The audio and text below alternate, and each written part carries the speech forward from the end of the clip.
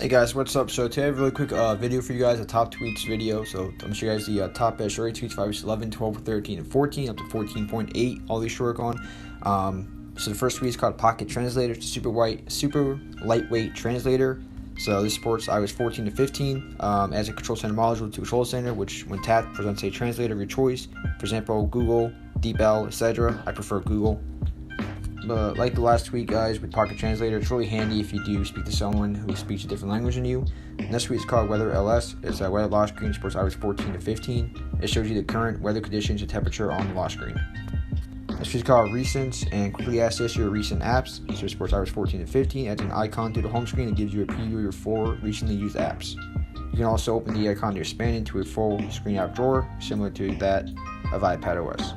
Next is called Route Configurator and customize audio routes on a per app basis. So you can pretty much control where your audio routes are going. So you can put it like in AirPods or for your room or bedroom. So pretty cool. So if you listen to music a lot but in different locations, this is the perfect tweak for you guys to get. Next is called Reverse Notifications, a CarPlay inspired notification look. And this one's Reverse NC, swap today notifications in Notification Center. This is called RAM Under Time and shows the amount of free RAM in the status bar. Supports iOS 14 to 15. Supports all devices as well on iOS 14 to 15. This is called Classic Alerts, brings back the iOS 8 alerts. Also iOS 14 to 15 only. Supports.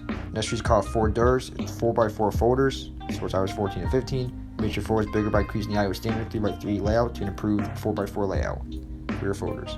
Next is called Drain Check, monitor your battery drainage. So as a control center module, control center which upon enabling begins modern disable drainage.